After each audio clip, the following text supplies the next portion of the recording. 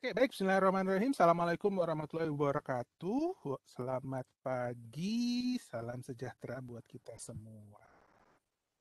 Eh, Hari ini kita masuk pertemuan pertama ya untuk mata kuliah AI Enabled IoT yang saya ampu di Universitas Telkom University berdua dengan Pak Bayu ya. Pak Bayu yang berarti Pak Bayu yang mungkin kelas yang GAP 1 sama GAP 2-nya. Oke, hari ini mungkin agak sedikit perkenalan dulu, jadi masih ringan-ringan dulu. Coba membuka wawasan, kira-kira nanti akan seperti apa gitu ya, walaupun materi akan disampaikan nanti seperti apa.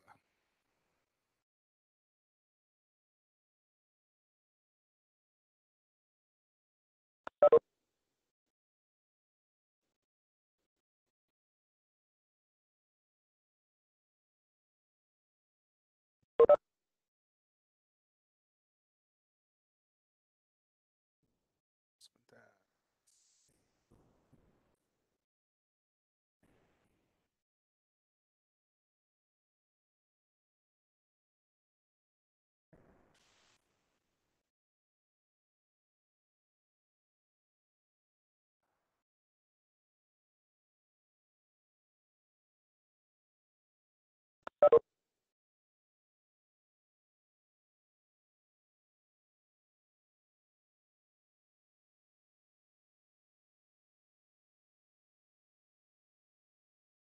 Oh, oke. Tapi sebelum ini kita foto bareng dulu. Nah, ada bukti di awal awal perkuliahan dulu. Ayo, ayo. Kalau ada yang bisa menyalakan kameranya, silahkan saja. Saya juga nggak bakal tahu kalian baru bangun atau enggak, belum mandi atau enggak, atau masih sambil ngempit guling juga nggak apa-apa. Akan diaktifkan kameranya, kita capture.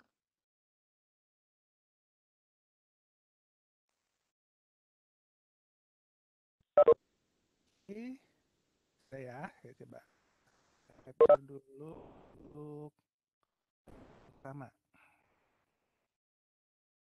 Saya yang mengaktifkan kamera yang langsung muncul nih di pertama. Oke ya, saya coba capture ya. Satu, dua, sebentar. Saya pilih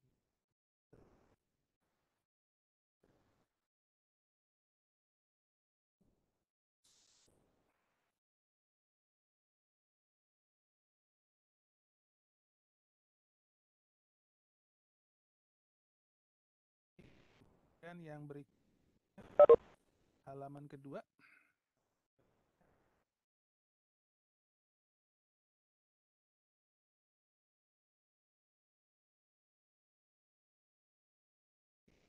Berikutnya halaman ketiga.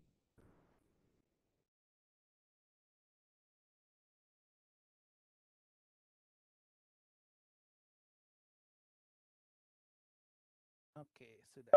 Terima kasih.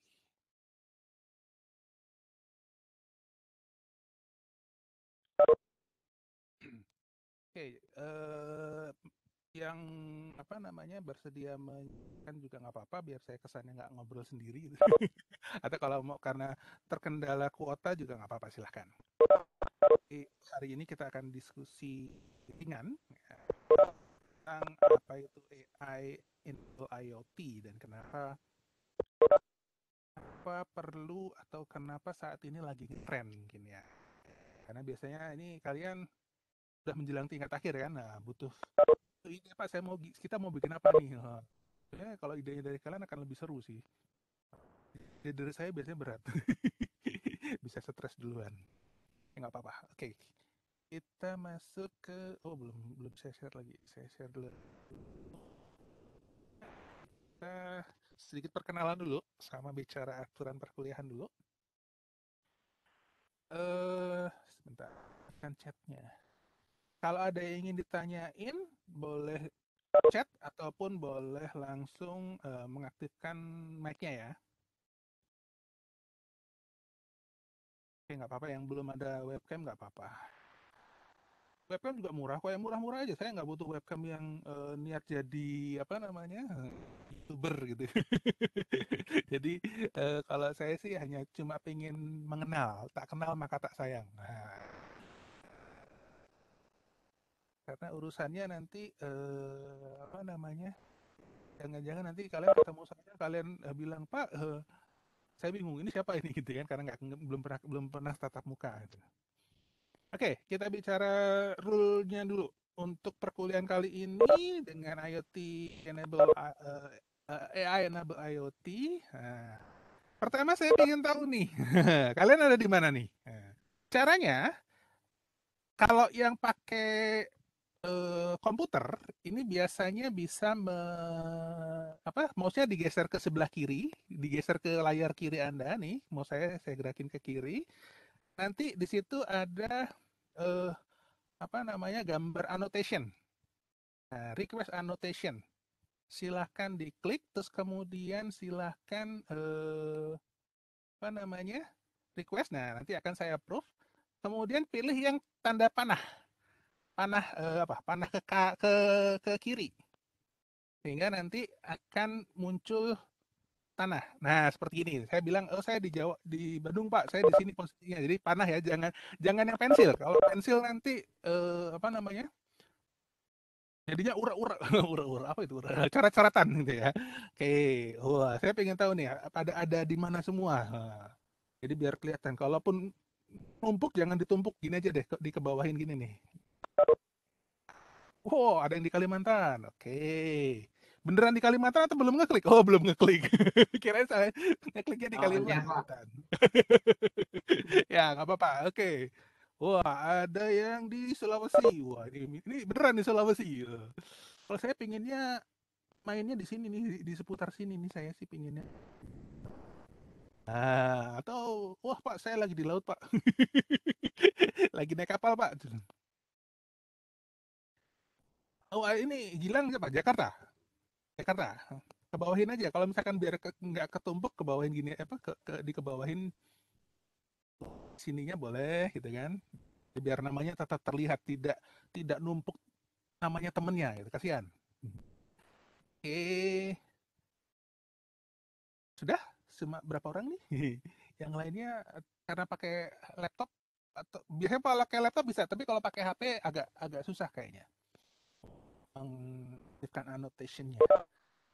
Oke, berarti semua rata-rata di Bandung ya, masih di Jawa Barat ya. Mungkin ada yang sedang di luar pulau ya. Ini apalagi di Sulawesi berarti beda beda 1 jam ya dengan kita ya. Oke, nggak apa-apa. Oke, terima kasih sudah menginformasikan sedang berada di mana saat ini. Saya lanjutkan ya, kita lanjutin. Oke, kita bicara perkenalan, aturan perkuliahan, nanti LO-nya seperti apa, materi sama tim proyeknya bagaimana. Oke, perkenalan dulu. Nama saya Vidi, bukan Vidi Aldiano, itu adik saya itu. Kemudian apa namanya? Untuk eh, kode saya VMD, terus kemudian pengalaman kuliah. Wah, saat ini yang jelas saat ini saya juga masih seperti Anda, masih masih jadi mahasiswa. Makanya mungkin ada beberapa rekan-rekan yang di apa namanya IF kalau ketemu saya mereka pangling gitu. Kenapa? Karena oh kok sekarang Pak Fida ada kumisnya. Oh, sekarang gondrong lagi gitu. Ya mumpung jadi mahasiswa jadi bisa bisa gondrong lagi kayak dulu gitu kan. Oke, jadi eh, saat ini saya masih menjadi mahasiswa S3 di Departemen Teknik Elektronya UI. Topik kajian besarnya saya adalah blockchain. Barangkali ada yang mau diskusi-diskusi, ya diskusi ya, bukan bukan minta saya jadi pembimbing, karena saya belum capable gitu gitu. Kemudian di sini ada edukasi yang internasional ini, maksudnya saya cuma ingin mengencourage Anda jangan hanya puas dengan apa namanya ijazah saja, karena saat ini dunia kerja sudah mulai aware dengan apa yang disebut dengan sertifikasi profesi. Ya. Ini bisa jadi nilai tambah. Terserah whatever. Apa Anda sukanya di programming misalkan, Anda lebih sukanya di database, Anda lebih sukanya di networking gitu kan, itu nggak masalah. Pak, ini sertifikasinya networking semua tapi ngajar programming. Nah, karena background saya sebenarnya software engineering, bisa dilihat di lulusan S2 saya DB ya, itu engineering, bahkan S3-nya kenapa elektro Pak? Tapi karena saya konsentrasinya nggak blockchain, itu juga software juga. Kontak saya ada di situ, tapi note hanya WA only. Kalau ini silahkan WA saja, jangan telepon. Kontak deh, karena pasti nggak akan saya jawab. Telepon ya, ya aja. Oke, itu next dari saya. Nah, rule-nya sesuai pasalnya wajib hadir, mungkin seperti ini. Keterlambatan, let's say 30 menit, nggak apa-apa. Tapi kalau kalau ini online, saya juga bingung. Ini nyebut terlambatnya gimana? Jadi kalau saya pribadi nggak pernah ngurusin seperti ini. Artinya absensi itu urusan Anda gitu kan. Tapi kalau giliran online berarti kan saya harus mengecek ini, biasanya saya pun nggak suka nggak ambil pusing masalah kehadiran gitu ya. Kan saya hadirkan semua juga bagi saya no problem. Yang penting Anda nih ujiannya apa namanya ini UTS, UAS, tugas dan sebagainya silakan dikerjakan. Oke. Tugas dan sebagainya. Nah, ini biasanya kalau tugas biasanya baru saya ada kompensasinya. Anda mengumpulkan tepat waktu berarti akan saya nilai maksimal, tapi kalau misalkan Anda tidak mengumpulkan tepat waktu ya pasti harus ada konsekuensinya gitu kan. Karena saya harus menghargai rekan-rekan kalian yang mengerjakannya tepat waktu. Salah satu belajar disiplin gitu ya. Jadi biar kalian apa namanya mengerti gitu ya. Dia kerja ini lebih sadis lagi nantinya gitu kan. Oke, next. Kalau di sini ini di kelas ya, jadi saya udah asumsikan ini karena di kelas online, jadi saya nggak hanya satu aktor berbicara, nggak apa-apa. Silahkan pada saat online di sini, misalkan Anda ingin bertanya pun silahkan langsung open mic, Pak, izin tanya seperti itu, saya no problem gitu ya, salah. Atau Anda raise hand dulu di apa namanya di sistem ada tuh kan ya, di bawah ada untuk raise hand, terus kemudian Anda bisa cung baru nanti kalau langsung mau nanya juga sebenarnya nggak jadi. Oke, ini tidak titip absen. Ini online susah nih, tidak titip absennya gimana ya? Oke, saya skip saja ini. Next, untuk kelas online, kalau kelas offline seperti itu modenya. Kemudian di kelas online saya, aktifkan video, mau mandi nggak mandi bukan poin plus Anda juga buat saya. Kalaupun apa namanya tidak bisa ya, saya juga cukup ngerti kadang-kadang koneksi jaringan internet di berbagai daerah mungkin agak agak berbeda gitu ya, dan fasilitasnya pun juga ada yang menggunakan kuota atau ada yang sudah menggunakan jaringan fiber dan sebagainya. Oke, itu saja dulu. Untuk e-learning, ini belum diganti ya, pas 1 tahun kemarin ya, oke nggak skip saja. Oke, di sini untuk mata kuliah ini kalian diminta untuk memahami konsep lanjut dari penerapan AI pada teknologi IoT. Di sini tidak difokuskan bikin device, tapi mungkin lebih ke mengaplikasikan fasilitas yang sudah Anda miliki, ya, seperti hanya yang ada di smartphone. Karena di smartphone itu banyak sekali fitur-fitur yang bisa Anda gunakan. Ya, gironya, kemudian sensor panas, sensor apa namanya cahaya dan sebagainya. Banyak sih yang bisa nanti diaplikasikan. Ya, idenya mau seperti apa?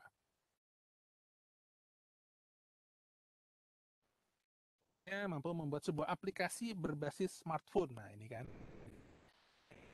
Pak, gimana kalau saya mau pakai yang sudah saya punya itu dalam bentuk saya punya Raspberry Pi ataupun saya punya Arduino ataupun yang lainnya, kenapa apakah diizinkan? Ya nggak, udah nggak apa-apa kalau selama itu tidak terlalu membebani Anda untuk apa namanya di sisi finansial lagi. Jangan sampai nanti kalian uniko ya kalau bahasa saya, usaha nipu kolot. Pak, bilang ke orang tua, ini karena disuruh Pak Vidi beli ini nih, beli Arduino, atau disuruh Pak Vidi beli HP. HP-nya yang iPhone 13 lagi. Wah, mampus deh. Oke, ya sudah. Jadi artinya membuat sebuah aplikasi yang berbasis smartphone, karena saya yakin kalian semua sudah memiliki smartphone. Bahkan mungkin smartphone-nya yang tadi iPhone 13 mungkin ada yang udah punya mungkin. ini maksudnya apa ini? Oh, ya. Apa-apa. Kemudian komponen penilaian, nah ini dari tugas UTS ataupun UAS. Nah, good news-nya biasanya untuk UTS kita ada apa namanya ujiannya, tapi untuk UAS biasanya tidak ada apa tidak UASnya, tapi adanya tugas besar. Nah, tapi nanti saya biasanya diskusi dulu dengan Pak Bayu mekanisme UTS UASnya akan seperti apa. Tapi biasanya seperti itu. Lanjut. Oh, ini mah bisa dilihat ya di apa namanya di ada ya. Oke. Jadinya nanti yang akan Anda terima itu seperti ini. Oke. Nah, ini beberapa reference. Nah, referensinya banyak sih sebenarnya, tinggal kemampuan kalian aja sih. Pak, dari reference buku yang bagus gimana? Gampang, nanti Japri aja. Saya kasih tahu cara apa namanya? Cara-cara nakalnya dulu. Oke, mungkin itu saja. Nah, kemudian kita bicara tim project ya. Di sini nanti silakan dari sekarang ada apa namanya membuat satu tim terdiri dari 2 orang. Nah, kok nggak 3 Pak? Ya nanti kita lihat dulu kalau memang ternyata jumlah apa namanya jumlah pesertanya ganjil, berarti pasti ada satu tim yang mungkin 3 orang, tapi cuma satu ya yang 3 orang ya. Harapannya sih 2, karena 2 itu seru. Kalau 3 itu sebenarnya jadinya berantem. Atau mungkin yang orang ketiganya jadi penengah. Kan? Oke, jadi timnya dipersilakan untuk menentukan tema project dan eh, lebih ke AI, bukan pembuatan alat. Nah, tadi saya bilang. Jadi kalau misalkan Anda, Pak saya pakai Raspberry Pi, Pak gimana Pak? Ya boleh, tapi yang kita nilai itu adalah algoritma apa namanya AI-nya, artificial intelligence-nya, bukan pembuatan produknya. Jadi biar tidak terlalu apa ya istilahnya menghabiskan dana lah gitu kan. Kalau kalau cuma algoritma kan mungkin bisa bareng-bareng nanti sama sama temennya, sama partnernya untuk diskusi nyobain codingnya seperti apa untuk misalkan sensor intensitas cahaya misalkan. Misalkan menggunakan smartphone yang berbagai sensor, ya terdapat banyak yang bisa dimanfaatkan di smartphone. Misalkan intelligent vibration sensor. Nah, jadi misalkan HP Anda bisa tahu Anda sedang berjalan, berlari, atau sedang naik turun tangga, sedang posisi duduk atau sedang posisi berdiri. Nah, itu kan bisa bisa jadi sebuah project tuh. Nah, bisa jadi project health untuk mengukur detak jantung juga misalkan. Banyak sih untuk posisi ya, bisa bisa seperti itu. Ketahui suhu menggunakan smartphone. Jadi misalkan begitu Anda masuk ke suatu ruangan yang panas, misalkan HP-nya langsung kasih muncul pop-up screen information bahwa harusnya di sini ada AC karena suhunya panas misalkan gitu. Dan dia banyak deh, pokoknya silahkan dicoba. Penilaiannya seperti apa, berapa persennya, programmingnya bagaimana, sama teamwork demonya. Jadi nanti di akhir tuh di penghujung di apa namanya di saat UAS itu kita harapkan demo. Ya, demonya hasil produk Anda dipresentasikan. Kalaupun waktunya terbatas, biasanya saya juga meminta untuk Anda semua bikin demonya menggunakan video-video, direkam dengan menggunakan video, terus kemudian diupload di YouTube. Jadi biar sekalian ya. Mumpung kelasnya online semua, Anda jadi YouTuber semua deh. Jadi belajar gimana untuk mengupload video dan sebagainya. Oke, mungkin itu saja untuk pertemuan pertama. Kita masuk langsung di presentasi yang apa namanya? Slide pertama ya.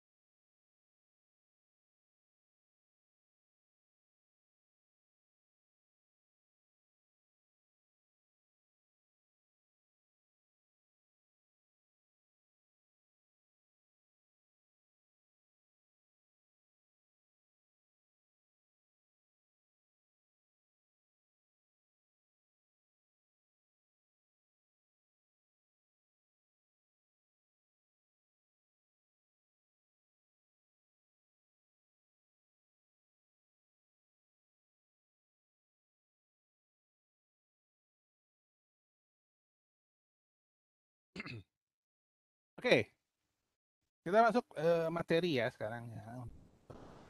Slide pertama ini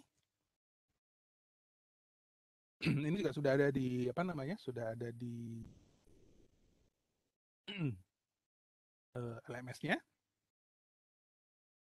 Kita bicara introduction hari ini tentang definisi, infrastructure, architecture, serta application-nya seperti apa. Oke, kita bicara definisi dan bagaimana IoT ini. Ya, di sini kita tahu Internet of Things karena zaman saat ini itu kita sudah mulai berhubungan dengan internet. Nah, ada yang nggak menggunakan internet tuh. Kalau ada yang nggak menggunakan internet berarti nggak bisa masuk kelas saya, Pak. Kelas ini, Pak. Oh ya, betul. Jadi artinya konsep Internet of Things ini adalah segala sesuatu yang kita bicara internet sebagai sebuah sesuatu yang menghubungkan atau mengkonekkan dengan hal yang lain. Karena biasanya kalau dulu internet hanya untuk kan eksplorasi data dan sekarang kemudian beralih bagaimana caranya kita bisa melakukan interaksi. Saat ini kita bicara internet sebagai sebuah ya interaksi untuk menghubungkan sesuatu dengan hal yang lainnya. Bahkan begitu muncul IoT, kita bicara AI atau sorry kita bicara IoT dulu, bagaimana menghubungkan antara manusia dengan perangkat apa namanya hardware. Belum ada AI-nya. Begitu ada AI-nya, berarti bagaimana mesin dengan mesinnya apa namanya? Oh, kenapa? Layarnya nggak muncul? Muncul kok. Sudah muncul kan? Oh, oke. Okay. Nah, kemarin tadi saya lupa. Oh ya, jadi kemudian dengan adanya IoT kita membuat sebuah perangkat yang sifatnya apa istilahnya ya? Eh membantu ya. Misalkan saya pasang IoT sensor gerak. Jadi saya tahu di depan rumah saya itu ada tukang kurir yang pasti bentar lagi ngomong paket. Saya udah ketahuan dulu ada yang bergerak di depan rumah saya gitu kan. Nah, cuma bagaimana itu dia alat tersebut, sensor gerak tersebut bisa berkomunikasi ke HP saya. Nah, kita bicara IoT, komunikasi IoT dengan internetnya. Terus kemudian muncul artificial intelligence, di mana di sini nanti lebih membantu kita untuk melakukan deteksi. Misal, sensor geraknya sudah saya aktifkan dan saya tambah juga kamera. Kamera tadi, begitu sensor geraknya aktif, berarti kameranya akan langsung otomatis nyala. Kemudian apa namanya dia akan capture wajah orang yang datang.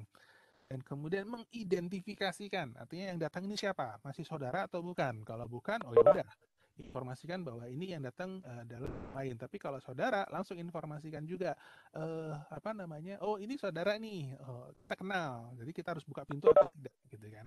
Contohnya seperti itu. Tapi kalau yang datang udah nggak dikenal pakai baju hijau-hijau, itu berarti ngirim makanan itu, GoFood itu.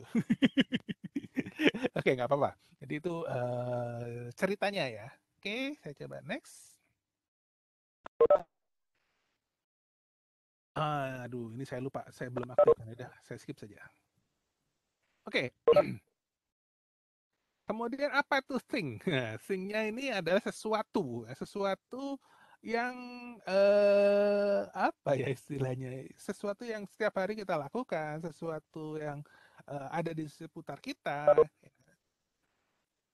Everyday thing. Kayak kan Anda setiap hari pada pakai baju dan pakai celana, apalagi underwear. Nah, itu sesuatu. Kira-kira di masa pandemi gini, underwearnya bisa nggak ngasih tahu ke Anda bahwa, wah, berat badan Anda sudah naik nih. Karena itu sesuatu yang bisa mengindikasikan bahwa karena WFH, SFH, school from home, school from home berarti yang ada bangun tidur, nggak ketemu kamar mandi, langsung apa namanya, langsung duduk depan laptop, wah, ngerjain gitu kan. Terus udah itu tidur lagi gitu kan. Nah, bisa nggak ada sensor bau misalkan?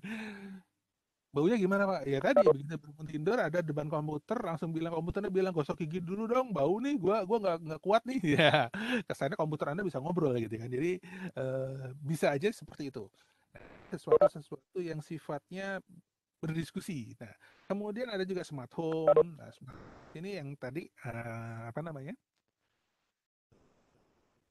Kalau ada orang datang gitu ya, tadi sudah saya sedikit informasikan, kan juga smart city. Nah, smart city ini kalau untuk di Bandung mungkin saya nggak tahu nih apakah benar sudah berjalan atau belum. Jadi kalau di daerah bypass Jalan Soekarno Hatta itu kalian suka lihat ada informasi kecepatan kendaraan kan? Nah, pertanyaannya apakah itu sudah terintegrasi dengan apa namanya di sub bahwa yang muncul di layar tersebut itu ada kameranya nggak untuk mengcapture dan sebagainya bahwa Anda kecepatan segini karena urusannya nanti kalau memang itu sudah berjalan mungkin nggak ada yang berani ngebut gitu kan. Oke, nggak apa-apa, kamera nggak dinyalain nggak apa-apa. Jadi kalau pada saat kita diskusi aja saya mungkin ada yang saya tunjuk untuk berbicara silahkan aktifkan kamera jika bisa. Nah, oke, jadi saya lanjut. Jadi untuk smart city, contoh yang paling gampang kalau yang tinggal di Bandung mungkin bisa lihat di Soekarno Hatta ya, itu ada monitoring kecepatan. Nah, kalau misalkan sudah mulai ke depannya seperti di negara tetangga, bahwa kecepatan Anda itu yang menentukan ada atau yang mempanisman adalah bukan polisi lalu lintas, tapi nanti pada saat bayar pajak. Jadi kalau misalkan speed trap-nya ada, itu apa namanya memonitor bahwa kecepatan Anda normal atau melebihi batas. Nah, begitu melebihi batas, nggak usah pusing-pusing apa namanya mencari polisi atau sebagainya karena sudah ada kameranya. Jadi nanti pada saat bayar pajak tahunan, nah di situ muncul dendanya. Anda melanggar pasal sekian dengan kecepatan sekian pada hari ini jam segini, ini bukti fotonya gitu kan. Dan ini bukti datanya. Nah, dan seperti itu mungkin kedepannya baru orang akan aware gitu ya. Atau misalkan di beberapa persimpangan di kota Bandung saat ini di atas tuh bisa dilihat ada apa namanya blitz ya, ada blitz kameranya. Nah itu mungkin ya kedepannya kalau memang ada itu seru gitu. Saya nggak tahu karena saya nggak pernah dapat surat atau jadi saya nggak tahu. Tapi kalau kalau di kota-kota besar di Jakarta mungkin sudah ada yang beberapa dapat surat cinta bahwa Anda melanggar karena tidak menggunakan seat belt gitu ya. Itu salah satu contoh ya. Jadi penggunaan smart city yang bisa digunakan. Next ada telemedicine dan healthcare. Nah, ini saat ini apalagi karena di masa pandemi seperti ini telemedicine dan telehealthcare ini sangat-sangat apa namanya berperanan dengan baik ya. Misalkan kemarin pada saat pandemi tinggi, rumah sakit sampai kewalahan. Nah, gimana caranya kita melakukan telemedicine dan telehealthcare. Jadi misalkan Anda yang punya alat oximeter gitu kan, oximeternya dikonekkan ke HP, terus kemudian dilakukan monitoring dan kemudian info monitoringnya itu langsung dilaporkan ke rumah sakit. Nah, jadinya seperti itu, sehingga rumah sakit bisa melakukan prioritas orang yang datang ke sana adalah orang yang dengan tingkat oximeternya di bawah 85 misalkan 85%. Tingkat saturasi oksigennya dia sudah cukup rendah, cukup dari segitu berarti ada apa-apa nih yang di dalam perutnya. Jadi jangan-jangan orang yang kena COVID baru kena sedikit udah langsung ke rumah sakit gitu kan, itu karena dia merasa banyak duit dan sebagainya, dia bisa bisa ditangani. Tapi kalau kalau dengan menggunakan telemedicine, telehealthcare yang kita siapkan, misalkan terbukti dengan oximeternya dia drop banget, nah itu yang harus didulukan. Nah, itu contoh ya. Ada building management, biasanya kita bicara bagaimana membuat sebuah sensor untuk membantu di gedung. Misalkan mendeteksi, kayak misalkan kalau di kampus, mungkin saja kita bisa bikin sebuah alat yang mendeteksi RFID dari kartu Anda. Begitu Anda melakukan tapping di sini, berarti Anda sedang berada posisi di sini. Atau di berbagai, apa namanya, lokasi ada RF readernya misalkan seperti itu. Jadi begitu Anda ke kantin langsung ketahuan, oh lagi banyak orang-orang ada di kantin. Nah, kita bisa mendeteksi adanya kerumunan atau tidak. algi algi agriculture sampai sampai beribet ngomongnya. Agriculture, automation, vehicle dan sebagainya, ini banyak sekali ya. Jadi saya nggak bisa definisikan, nggak bisa ceritain satu. Kalau cerita ini panjang karena di belakang juga nanti ada. Oke, saya lanjut. IoT versus cyber physical system, di mana di sini sebuah mekanisme bagaimana kita bicara, mungkin nanti juga ada yang bicaranya violating dengan cyber ya, dengan keamanan. Karena di sini kita bicara kalau semua orang salah apa namanya bisa mengetahui di mana orang berada, nah ini juga jadi satu masalah nih. Ada yang orang mungkin parno ya, bukan parno ya, tidak mau diganggu. Nah, time. Ini juga beberapa hal yang harus kita kolaborasikan. IoT dan AI. Nah ini, kalau saya bicara IoT dan AI di sini, ini saya lebih senang cenderung ngomongin di sini. IoT tidak bisa bekerja tanpa AI. It won't work without AI. AI tidak tergantung pada contoh, kan kita pasang sebuah IoT kalau tanpa ada AI-nya ya nggak bisa karena dia ada yang mengaktifkan gitu ya. Kalau misalkan tidak bisa, tidak menggunakan AI, walaupun AI-nya mungkin masih masih simple, masih standar, ada sesuatu yang di-trigger dan kemudian ada yang sesuatu yang dijalankan. Di sini comparison chart-nya seperti itu. Hanya biasanya kalau di machine learning, di AI, ini pasti akan butuh sebuah apa namanya, kecerdasan buatan untuk mengerti apa yang dilakukan ya. Jadi di sini kita bicara bagaimana nanti mengenal, mengetahui bahwa yang bicara ini siapa, terus kemudian apa yang dimaksud gitu kan. Misalkan kita bicara text processing, mengenali huruf A. Huruf A, siapa yang ngomong? Kalau saya ngomong huruf A mungkin seperti ini suaranya. Mungkin kalau Anda ngomong huruf A itu agak sedikit beda karena ada frekuensi di dalamnya situ, ada power juga di situ. Jadi mungkin kalau yang sudah belajar fast Fourier transform mungkin akan tahu FFT gitu ya, bagaimana frekuensi orang itu polanya akan terlihat di situ. Serem Pak.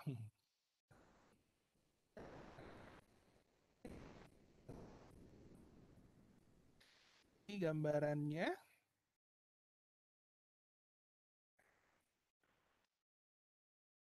Nah, di sini IoT dan wireless sensor network. Nah, ya, IoT sensornya diterima sama gateway repeater, kemudian masuk ke dalam sistem jadi sebuah eh, apa namanya, hierarki kerangkanya ya.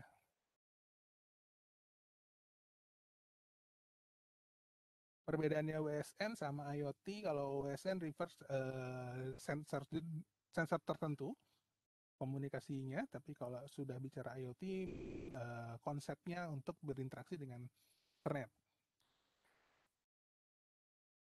AI IoT. Nah, ini yang berhubungan dengan materi kita. Jadi tiga teknologi yang digunakan di sini adalah artificial intelligence, terus kemudian ada networkingnya, 5G, 4G ya. Mungkin 5G-nya mungkin agak agak ketinggian karena HP Anda mungkin ada beberapa yang sudah menggunakan 5G mungkin atau masih 4G.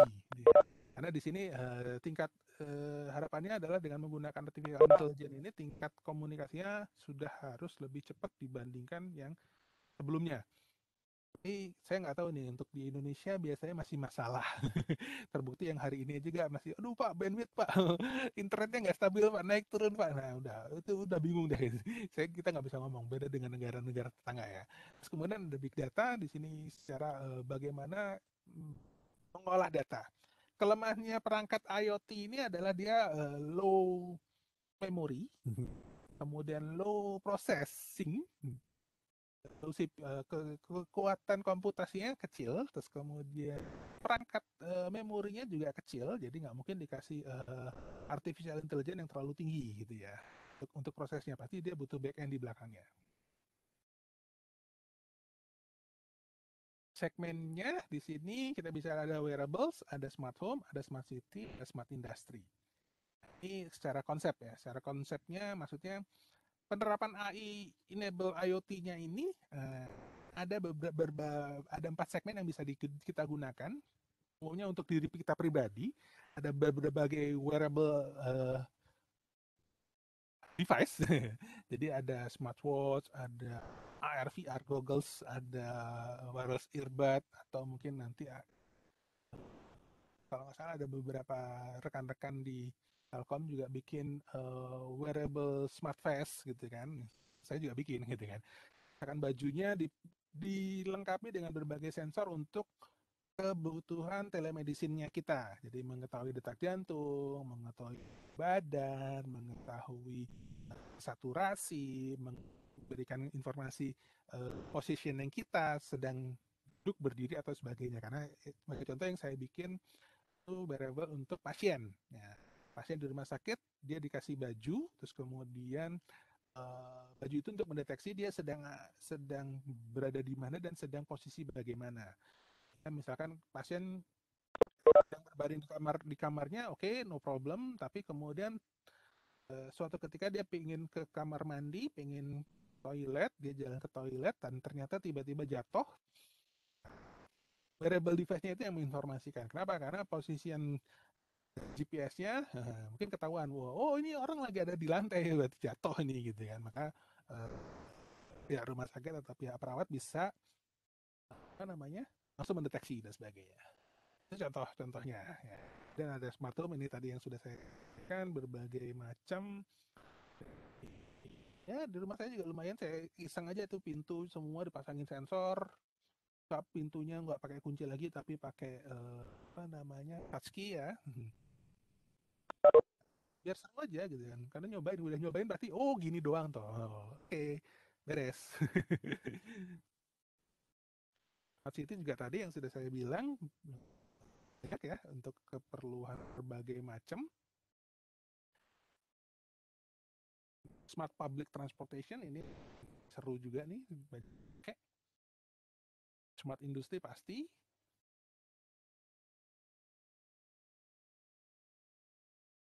Oke, ya nggak apa-apa.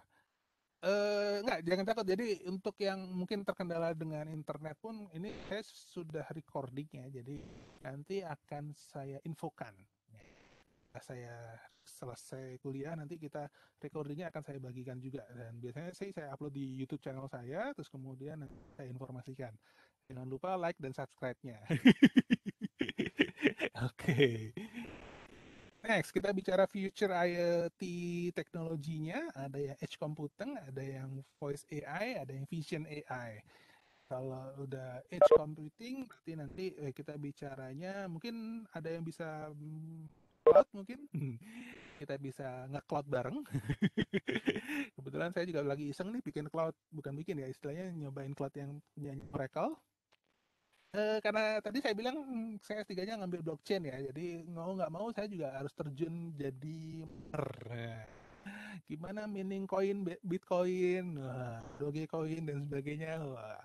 Terus Pak, itu kan komputernya harus, wah iya, alhamdulillah kebetulan dapat bah dan kita bisa beli perangkat yang rada oke, dengan GPU-nya rada oke, RTX series, jadi bisa kita coba.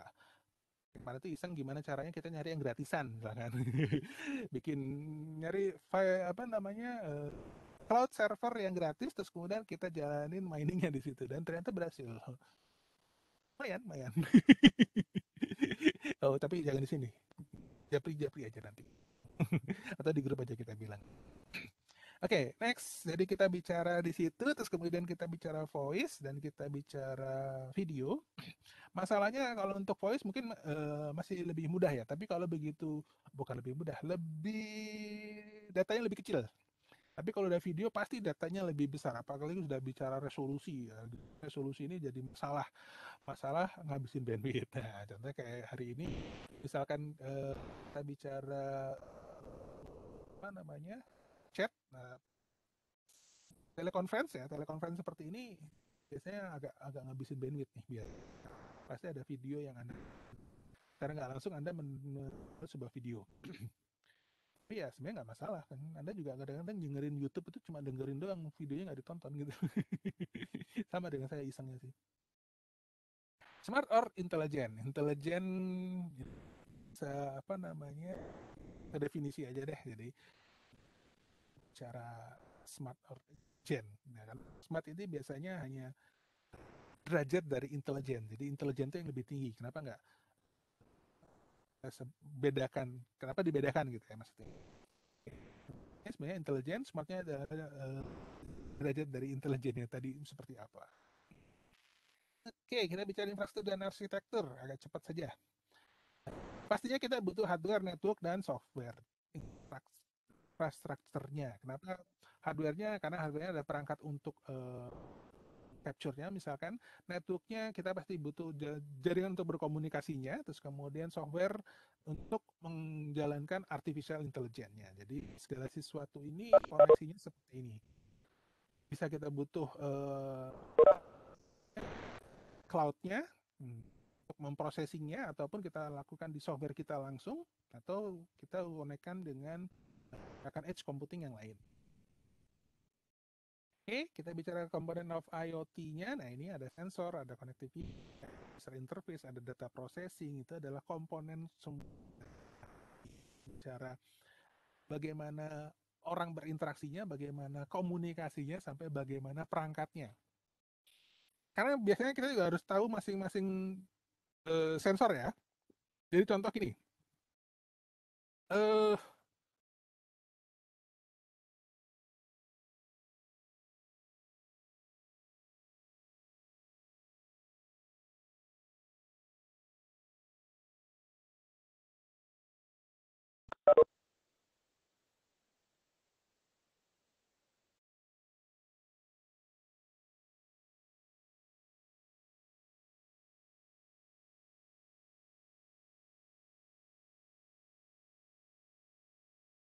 kapasitas sensor yang kita miliki. Begitu sensor yang kita miliki hanya sampai 100 derajat, bagaimana supaya kita bisa melakukan sensor mendeteksi untuk suhu yang di atas 100 derajat. Nanti ada sebuah notasi perbandingan misalkan.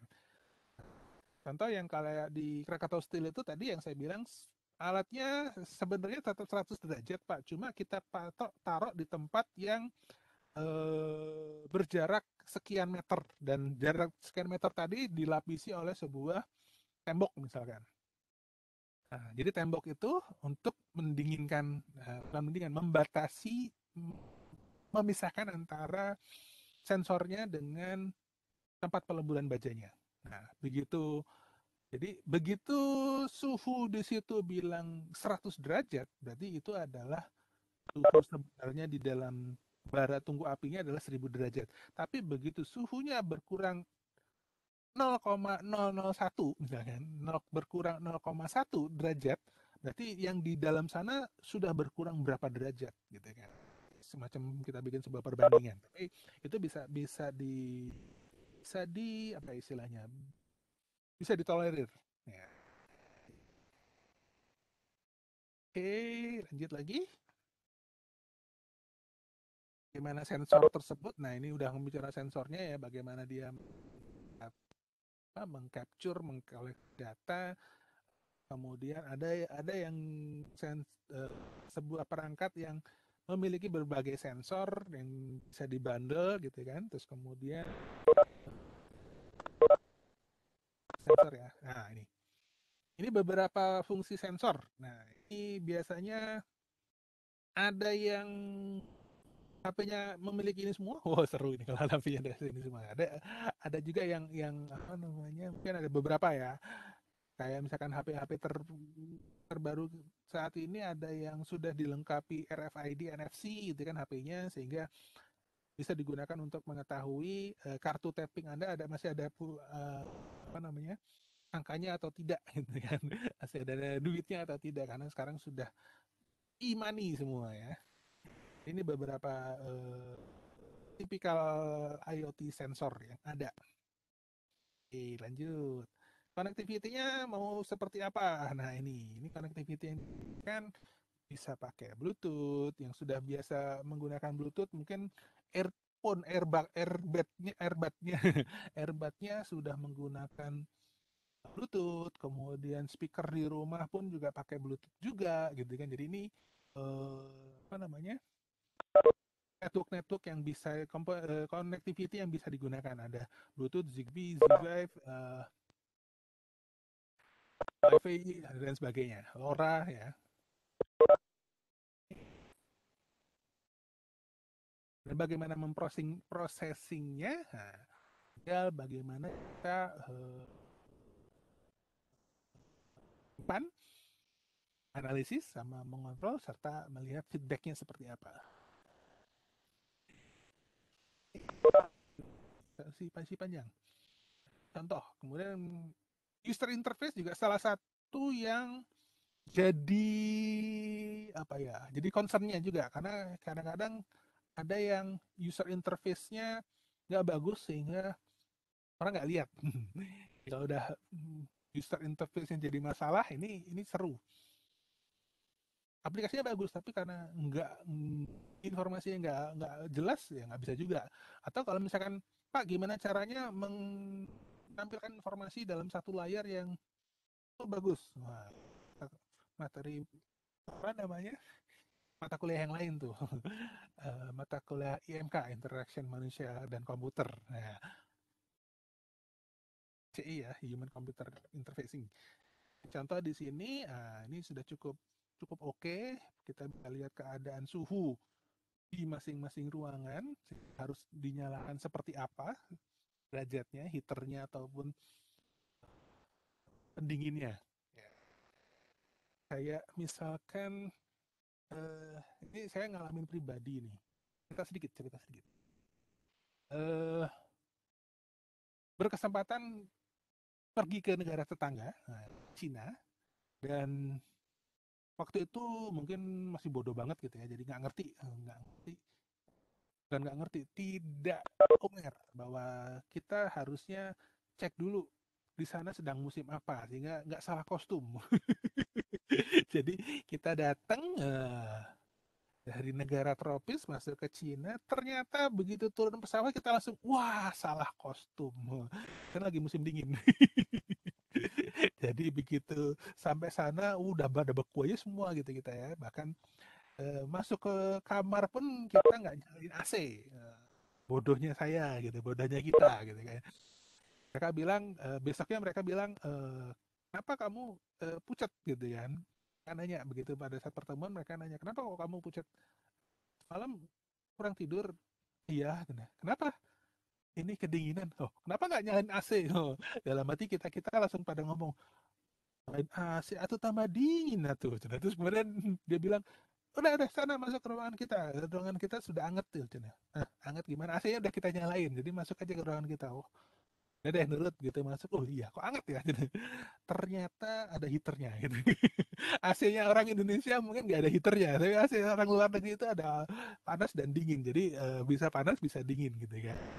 Jadi gitu kita bisa masukin situ, cek, oh iya oke, masalahnya di sini tuh ternyata. Dan sampai di hotel eh, kita apa namanya? Kita baru bisa angkat. Itu pun dengan cara kita foto dulu. Menunya apa? Karena menunya huruf Cina semua kan cacing semua gitu. Jadi kita nggak ngerti. Ada kayak kita foto aja. Menunya yang mana nih? Oke, menunya yang ini yang dipencet ya pokoknya. Itu pengalaman. Ya mungkin zaman masih muda, nggak ngerti apa-apa. Oke, saya lanjut. Future prospeknya, wah, ini masih banyak sekali yang bisa apa namanya, masih bisa dilakukan di IoT ya. Connectivity-nya, misalkan Anda meneliti, Anda mengajukan sebagai proposal tugas akhirnya, kalau biasa menggunakan 4G, mungkin nanti bisa 5G atau 6G gitu ya. Kan belum Pak, ya namanya kan juga percobaan gitu kan. Dari sensornya bagaimana, dari device-nya seperti apa, AI-nya seperti apa. Ini future-nya karena mungkin peningkatan penggunaan IoT dari tahun ke tahun tingkatnya cukup signifikan, akan meningkat 2 kali lipat. Nah, bisa per 5 tahun aja naiknya bisa 2 kali lipatnya. Karena saat ini mungkin perangkat device seperti HP sudah dianggap sebagai sesuatu yang apa ya istilahnya, murah ya, bukan murah, bisa dijangkau lah. Jadi sekarang di masa pandemik seperti ini, semua orang wajib, bukan wajib, diminta untuk memiliki perangkat untuk belajar gitu kan. Nah, salah satunya adalah pasti smartphone. Apa namanya? Bisa mengcapture, bisa mendapat informasi dari sekolah. Untuk mendapat informasi dari sekolah maksudnya.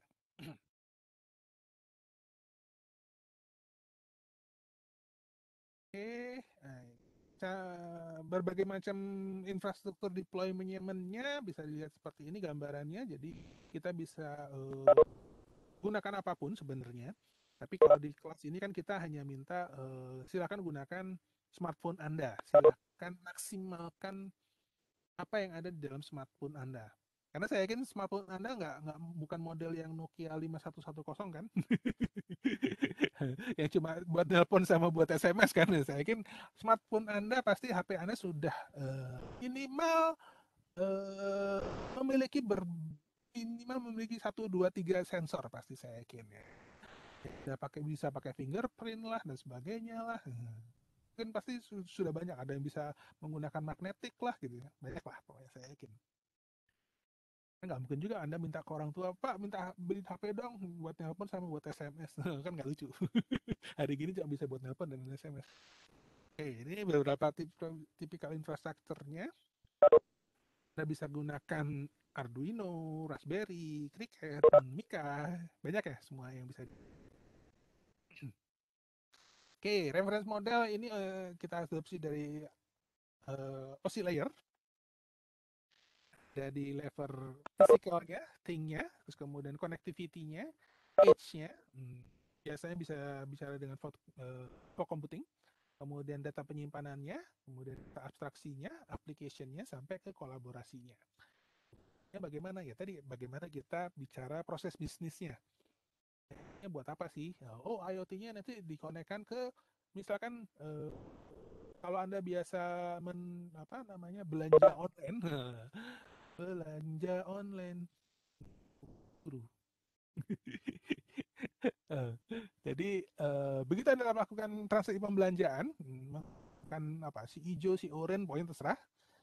Nanti Anda akan berusaha pengen update informasi barang Anda sudah sampai mana. Nah, sehingga kolaborasinya adalah kita bikin sebuah aplikasi untuk mendeteksi paket yang akan dikirimkan. Begitu sampai ke apa? Misalkan saya bilang JNE atau apa gitu ya. Nah, dia bukan barcode, dan barcode-nya di-scan, dikirim ke toko ijonya akan menginformasikan, oh barang Anda sudah masuk JNE. Itu dimasukin ke truk, di-scan lagi, oh barang Anda saat ini sedang dalam perjalanan karena barusan terdeteksi baru dimasukin ke dalam truk menuju ke Bandung misalnya seperti itu. Selanjutnya begitu sampai Bandung di-scan lagi, informasinya nyampe lagi. Jadi informasi perangkat IoT yang dilakukan adalah mungkin kita pakai sensor barcode untuk mendeteksi terus menginformasikan data terus kemudian dikirim. Contoh paling sepele dulu. Ini referensi arsitektur IoT-nya. Nah, dari yang 3 layer, 4 layer, 5 layer sampai yang 7 layer tadi ya. Ada papernya juga, ada jurnalnya ya. Ini masalah ini. Kita baca-baca lagi. 3 layer kita bicara perception layer-nya, sensor dan aktuatornya saja, terus kemudian network-nya, kemudian aplikasinya. Kalau ini yang standar, misalkan kita bikin perangkat IoT yang mendeteksi sensor di apa namanya Zigbee family-nya, kita saat ini kalau nggak murah juga itu, beli perangkat sensornya, koneksi Zigbee, terus masukin ke perangkat device HP kita. Jadi kita bisa mendeteksi, menunjukkan misalkan on off power listriknya dari HP, connect ke Zigbee-nya, terus kemudian connect ke stop kontak atau saklarnya. Jadi bisa menyalakan, matikan langsung dari HP tanpa harus on-off-kan si perangkat listriknya. Atau yang sudah mulai ada layer service-nya, selain networking service-nya. Selain networking service-nya ada data processing-nya. Ya, datanya akan proses lebih dahulu, dimasukkan, misalkan kita bikin scheduling misalkan, baru prosesor komputernya akan memberikan masukan. Jadi misalkan kita akan mengaktifkan stop kontak misalkan untuk menyalakan lampu. Kita sudah lakukan timer, sudah muncul di aplikasinya. Timernya di set jam sekian sampai jam sekian. Tapi bisa saja ada kita masuk ke processing layer-nya, ternyata terjadi gerhana. Nah, kan jamnya tidak sesuai, berarti karena gelap berarti kan harusnya lampunya nyala. Jadi ada processing yang dilakukan, kalau intensitas cahayanya kurang dari sekian maka lampunya juga akan otomatis mengaktifkan saklar kontaknya. Tentu contoh saja. Implementasinya banyak. Nah, kalau di sini tambah bisnis layer-nya saja. Kayak tadi, kayak saya bilang toko ijo tadi ya. Anda begitu paket, nah, begitu dengan Bapak siapa, ini ada paket untuk ini, terima, oke. Kemudian dia mencatat, melakukan scan, dan informasikan bahwa paketnya sudah keterima oleh si pembeli. Sekaligus menginformasikan ke customer-nya. Oh, barangnya udah nyampe loh, tinggal siap-siap aja. Terima duit atau terima komplainan gitu kan. Asal jangan COD ya. COD saya masih suka bingung sendiri, ketawa sendiri, itu kok berantem sama kurir itu maksudnya gimana gitu kan. Ngerti nggak sih? Itu cuma kurir bukan yang jual gitu. Aduh. Oke, jangan dibahas. Nanti viral nanti. Oke, next. Nah, ini yang terakhir adalah bagian aplikasinya. Seperti apa? Ini banyak sekali ya tadi. Jadi, ini aplikasi IoT saat ini itu banyak banget. Anda mau implementasikan kemana pun bisa gitu kan. Tinggal bicaranya mau seperti apa ya. Consumer elektronik, otomotif, transport, retail, environment, infrastructure, utilities, healthcare gitu kan, smart city, processing industry, agriculture, banyak banget. Apapun bisa. Ini saya bilang kadang-kadang ke mahasiswa informatika tahun-tahun pertama. Biasanya mahasiswa informatika, mahasiswa masuk informatika, obsesinya cuma satu, gimana caranya bikin virus. Sekarang beralih, gimana caranya bikin robot. Mereka pikirannya itu, Pak, gimana caranya bikin robot, Pak, supaya ini nih. Oh, gampang. Gampang dulu, biar semangat kan, biar masuk dulu informatika. Begitu udah masuk baru, mampus Pak, bikin robotnya susah ya Pak. AI-nya mampus Pak. Statistik, matematikanya, waduh, matematika lagi Pak ketemu. Diskrit lah, mampus deh Pak. Tapi kalau sudah mulai memahami cara kerjanya dengan cara kita mengkolektikan data, terus kemudian datanya kita trainkan, kemudian baru kita bisa punya robotnya.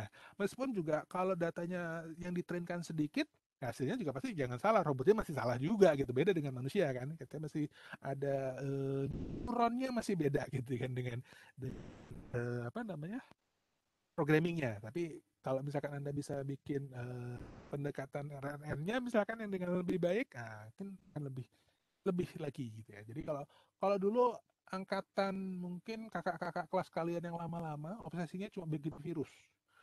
Sekarang mahasiswa sekarang obsesinya adalah yaitu tadi bikin robot. Udah mulai berubah tuh, nggak cuma bikin virus tapi bikin robot. Mungkin nanti ke depannya gimana virusnya bisa masuk ke robot. Robotnya dikasih virus mungkin ke depannya gitu kan. Mungkin ya, nggak tahu juga. Oke, lanjut. Ini teori aja ya. Jadi bicara smart cities, terus kemudian apa aja yang ada di dalam smart city, ini bisa bisa banyak yang bisa di apa bisa dipelajari lah. Oh, banyak banget sih. Ini beberapa contohnya remote seismography, pollution monitoring. Nah, ini seru nih. Karena mungkin Bandung udah kayak Jakarta saat ini ya. Polusinya wah, apalagi kalau udah di apa nih di pusat kota ya, di tengah kota ya. Bahkan Bandung sudah mulai memberlakukan ganjil genap ya, meskipun ya, tapi mungkin kalau kedepannya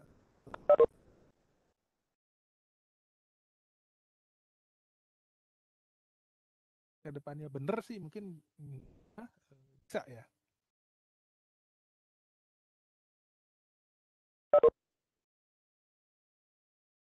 Ya ada smart water juga, smart metering, human centric. Nah, ini bagaimana kita bicara wearable tadi ya. Bukan ke berbagai sensor muncul yang smart agriculture, yang hobi bercocok tanam mungkin keidean juga nih. Nah, gimana caranya supaya saya nggak usah pusing-pusing lagi Pak nyiramin tanaman. Otomatis nyiram sendiri. Kita pasang sprinkle, kita kasih timer, kita kasih sensor. Kalau misalkan kelembaban tanahnya, soilnya apa namanya tertentu dengan kadar tertentu, berarti dia kekurangan air, berarti harus disiram dengan air.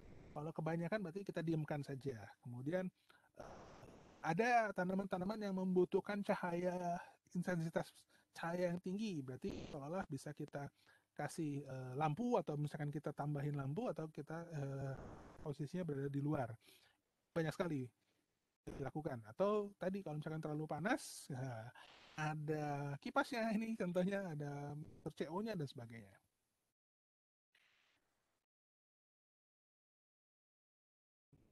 Greenhouse.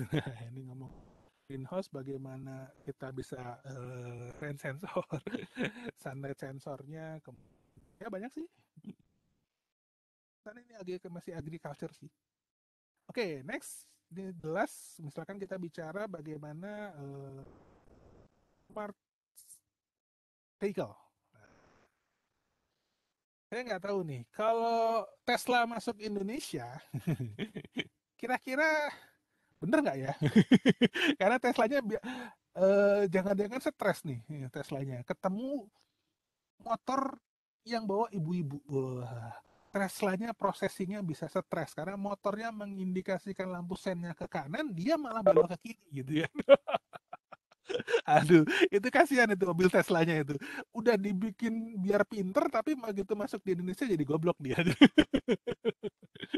Kenapa? Karena kelakuan ibu-ibu metik. Nah, kasih sensor ke kanan, pasti mobil Teslanya akan ngambil ke kiri kan. Nah, karena tahu, oh kalau ada motor dengan sensor indikator lampu sennya ke kanan, berarti dia mau belok ke kanan. Maka mobil Tesla yang di belakang motor tersebut pasti akan mengambil jalur ke kiri gitu kan. Dan ternyata motornya ke kiri juga. Kebayang ini bisa malah masuk masuk masuk got mungkin duluan. Bisa menyemplung duluan dia. Nah, ngikutin ke kirinya si ibu gitu kan. Atau ya tadi di sensornya bisa mengindikasikan siapa yang harus didahulukan. Karena orang Indonesia juga kadang-kadang nggak ngerti juga. Sudah tahu yang lewat itu adalah ambulan, kok malah dihalangin gitu kan? Atau malah mm, ikut-ikutan, ikut-ikutan. Oke, coba iseng. Kira-kira kalau ada ambulan, ada polisi, ada pemadam kebakaran di masing-masing perempatan ini, siapa yang boleh lewat duluan? Ayo, silahkan coba di chat, pengen tahu. Sambil pengen tahu pengetahuan rambu lalu lintas Anda seperti apa. Silahkan di chat, Pemadam coba. duluan, Pak. Kenapa? Karena kalau di UUD pemadam dianggapnya bisa nyelamatin lebih dari satu nyawa. Jadi pemadam dulu. Oke. Kalau pemadamnya nggak ada, jadi Ambulan. tinggal 3. Ambulan. Yakin ambulan, bukan polisi. Atau ABRI. Sebenarnya, nah, sebenarnya dilihat lagi. Sebenarnya yang jadi indikator itu adalah warna sirinenya. Betul nggak? Betul, Ada Pak. yang tahu bedanya sirene warna merah, warna biru, sama warna kuning? Pernah lihat? Wiu-wiu-nya, wiu-wiu. Ninu-ninu. Pokoknya taunya kalau yang ininya klip-klipnya kenceng aja, Pak, itu lagi bahaya gitu aja taunya. Enggak kan ada warnanya itu, bukan klip-klipnya. Warnanya merah, ada warnanya biru, ada warnanya kuning gitu kan. Coba Anda perhatiin. Kira-kira yang warna merah ambulan sama pemadam warnanya sama kan? Pasti merah semua kan? Betul nggak? Betul, Pak. Nggak pernah Ya, merhatiin, Pak. Pak. Nah, itu dia prioritas tinggi gitu. Ada nggak polisi yang warnanya merah juga?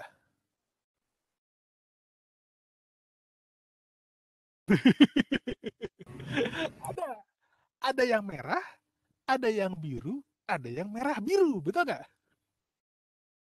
Nah, itu kan polisi merah biru, Pak. Ya, ada yang polisi merah juga ya, karena polisi merah semua itu dia dalam pengejaran.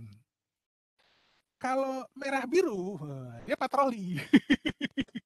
Nah, jadi kalau patroli itu biasanya dia harus ngalah gitu, nggak bisa. Kalau yang kuning gimana? Lihat yang kuning,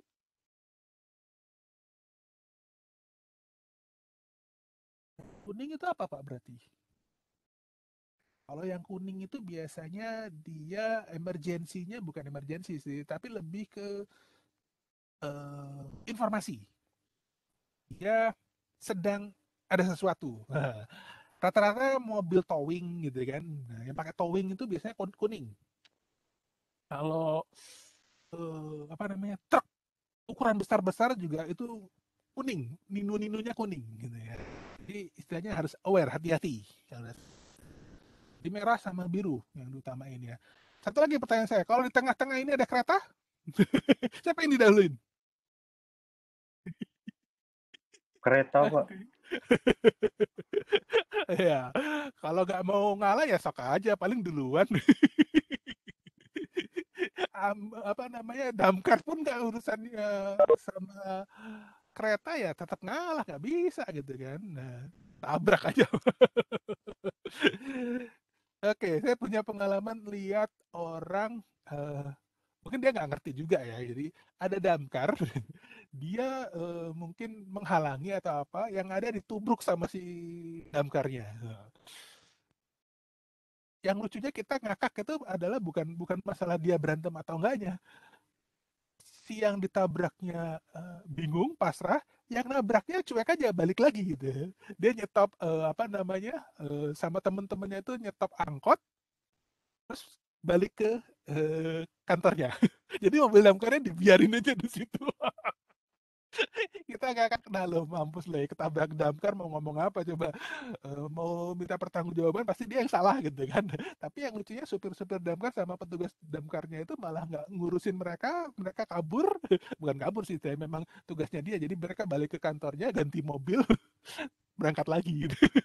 Jadi kita ngakak aja gitu. Aduh, ngeliat itu karena kebetulan waktu kita tinggal deket Jalan Sukabumi ya, itu kan pos damkar di situ. Jadi kita ngakak, kita keluar jalan Jakarta ada yang nabrak. Kita lihat nyetop mereka minta para angkot mobil angkotnya untuk nganter mereka ke itu, terus nggak lama mereka keluar lagi ganti mobil. Kita cuma ketawa-ketawa aja itu situ. Tabrak aja. Oke ya, jadi di sini mungkin juga kita bicara transportation systemnya, rambu lalu lintasnya bisa langsung mengenali siapa yang datang. Jadi kalau ternyata ada lagi macet ya, lagi macet bukan lagi macet, memang lagi lampu merah. Di belakang kita ada ya tadi entah itu ambulan, entah itu polisi, entah itu ABRI, entah itu damkar. Begitu datang seperti itu, lampu merahnya langsung berubah hijau, memberi prioritas jalan duluan. Nah, karena kadang-kadang ada yang nggak ngerti juga. Jadi saya pernah ngalamin sendiri. Di belakang saya, kita udah lihat, wah ini ada damkar. Tapi kita lagi nggak bisa maju. Gimana nih gitu kan. Dan mereka sudah kenceng gitu kan. Akhirnya ya kita bel aja sekenceng-kencengnya juga. Kita klakson mobil depan supaya ya udah kita terobos lampu merah karena kita niat apa namanya, langgar lalu lintas. Tapi belakang kita itu damkar gitu kan. Akhirnya ya lumayan itu motor-motor langsung juga minggir, bukan minggir juga, kita kan mobil kan nggak bisa minggir lagi gitu ya. Jadi kita harus maju, kira bisa lewat gitu. Cuma ya stres aja, di belakangnya damkar udah segede gitu, minunya kencang banget gitu. Kita nggak bisa kemana-mana, lagi berhenti kok gitu kan, lagi berhenti di lampu merah kok gitu.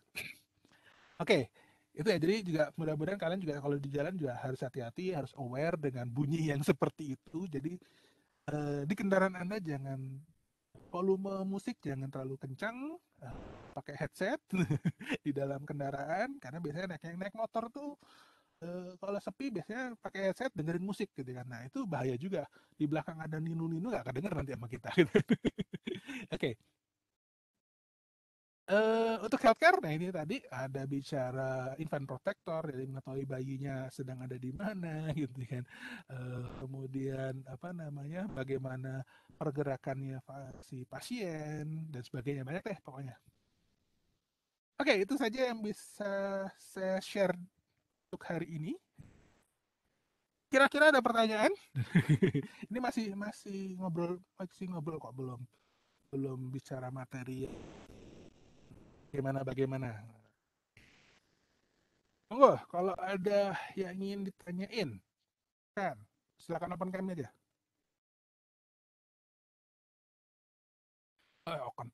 Open mic aja jika bertanya. Oh, halo Pak. Yep. Oke, Pak. Mungkin saya bukan mau bertanya ya Pak. Mungkin ada agak saran aja Pak. Gimana? Mungkin untuk kedepannya Pak, kalau bisa meet-nya pakai Google Meet gitu Pak. Soalnya kalau ini saya pakai ini agak suka nge-lag gitu Pak. Sedangkan saya cek speed itu aman, terus saya tadi coba putar YouTube yang lumayan resolusinya tinggi, itu lancar juga, tapi pas di Meet ini agak nge-lag gitu Pak. Nggak tahu kenapa. Ya, nggak apa-apa. Oke, saya bisa agak sedikit jawab, karena di Google Meet saya nggak ngerti ini aplikasinya atau apanya, di browser saya nggak pernah bisa jalan dengan baik malahan. Jadi kadang-kadang saya nggak bisa share share PPT, bahkan sudah 2 kali install ulang. Itu masalahnya. Terus kemudian kalau pakai Zoom, saya nggak punya akun premiumnya, sehingga pasti hanya terbatas 40 menit. Kebetulan kalau pakai Webex ini, saya bisa sampai unlimited, terus kemudian partisipannya juga bisa sampai 1000, terus kemudian ya karena free, di saya ini free gitu ya. Kebetulan saya di Cisco. Nah, mungkin salah satu solusinya, makanya di sini saya lakukan recording session. Di recording ini nanti Anda bisa play lagi di YouTube-nya. Jadi ini saya coba kasih solusinya, yaitu misalkan ada yang tidak terlalu terdengar jelas, mungkin bisa Anda play di recording session-nya. Mudah-mudahan bisa membantu. Jadi mohon maaf tadi Rifan ya, Rifan kalau saya pakai Google Meet ini masalahnya di laptop saya selalu nggak bener Google Meet-nya. PPT-nya selalu nggak berhasil di-share. Saya sudah ikuti pun dia nggak berhasil muncul, nggak ngerti juga. Udah install beberapa kali pun juga selalu seperti itu. Di browsernya mau pakai Chrome, nggak ngerti juga. Oke, Makasih, Pak. iya nggak apa-apa.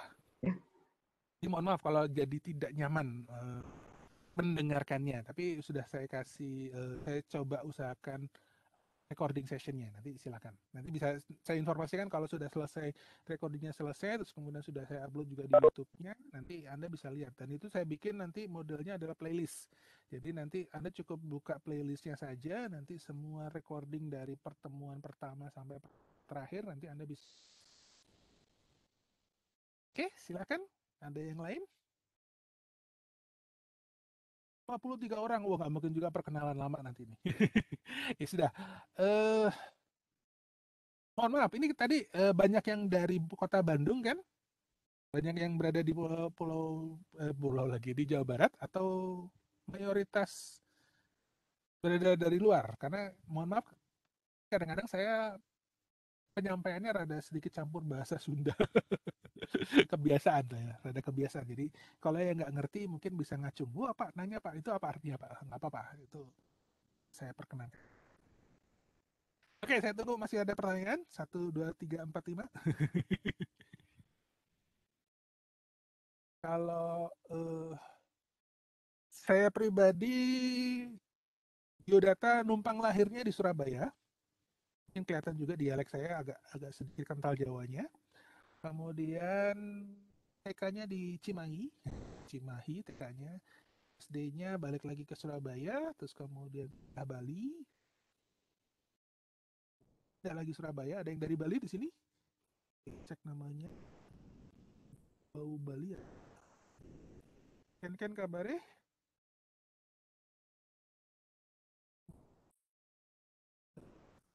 Ada. Kemudian SMP saya pindah ke Lampung, Palembang.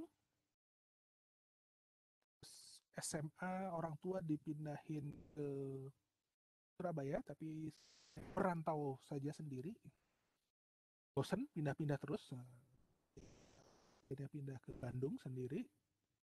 Masuk di Bandung SMA yang paling beken. Bukan beken apa-apanya, beken karena berantemnya. Mungkin kenal. Udah ngomong SMA Briges. Udah pernah dengar sebutan SMA Briges kan? Brigade 7. Nah, saya di SMA 7. Jadi masih zamannya berantem. Berantem. Terus kemudian sampai kuliah dan sampai sekarang sempat pindah ke Banten. Ngelmu dulu, ngelmu. Wapak, nyari wapak. Ke Bandung karena di Banten hawanya panas. Isimnya nggak cocok saya di sana. Kuliah S1 Unpad, S2 ITB, S3 sekarang sedang di UI. Enak sih. Enaknya jadi nyobain semua kampus. Kampus ini bagaimana, kampus ini bagaimana, kampus ini bagaimana. Oke, itu perkenalan dari saya. Dan nanti kan bisa ketemu face to face ya, nggak cuma di sini. Kalau di sini kan saya kesannya cuma ngeliat tulisan nama doang nih.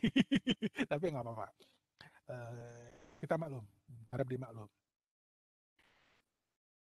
Kerjaan selain dosen di profesional, saya biasa yang tadi karena makanya saya punya fasilitas ini karena kebetulan saya sebagai Cisco Counsel. Jadi saya di Cisco dan juga Oracle. Ada juga programmingnya di Microsoft. Jadi banyak memberikan training. Ternyata saya jadi trainer. Ada yang ikut programnya Kominfo kemarin? Digital Talent Scouting. Itu kan gratis tuh dari Kominfo. Kita juga jadi instruktur di sana. Kerjaan selain dosennya, saat ini saya lebih cenderung seneng jadi dosen ya. Kenapa? Waktunya available, enak. Karena dulu saya pernah jadi profesional, jadi developer kayak gitu. 9 to 5 kerjaan saya. Dari jam 9 sampai jam 5. Capek. Begitu jadi dosen, fee-nya sama, bahkan lebih gede. Tapi waktu saya pasti banyak dengan anak-anak di rumah.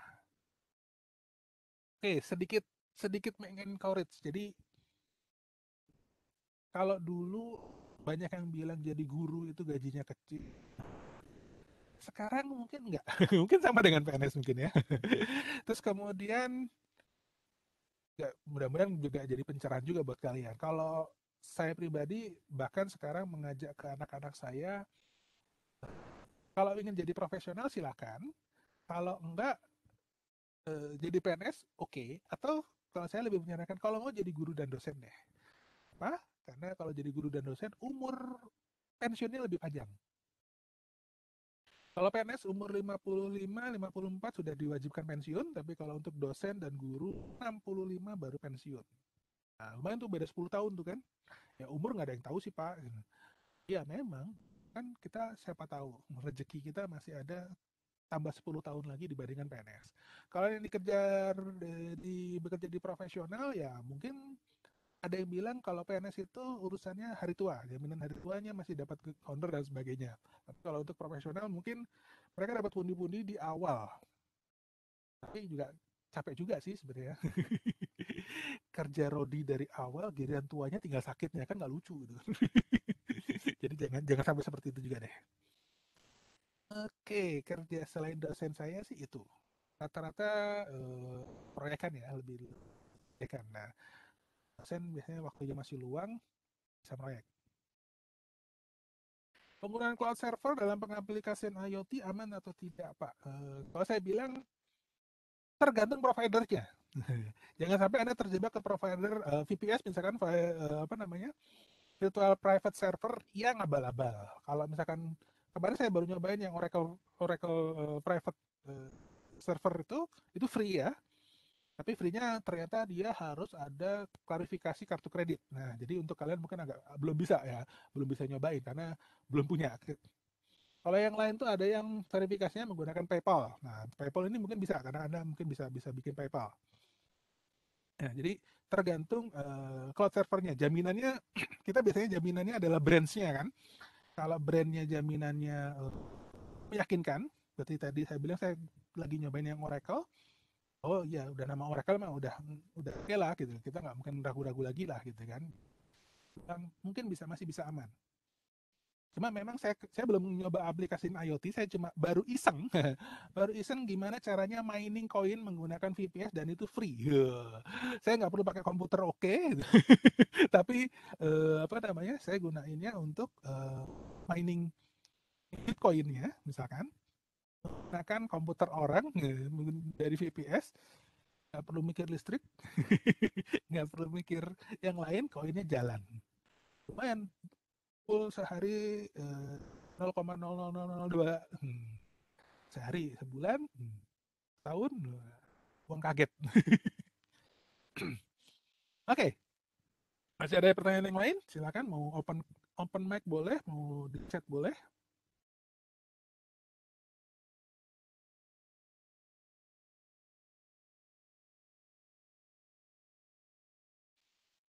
Oke, kalau tidak ada pertanyaan lagi, mungkin bisa saya akhiri di sini.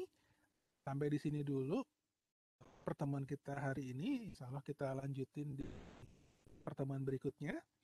Untuk pertemuan di sebelum UTS ini mungkin tatap muka secara online-nya biasanya saya bikin 4 kali.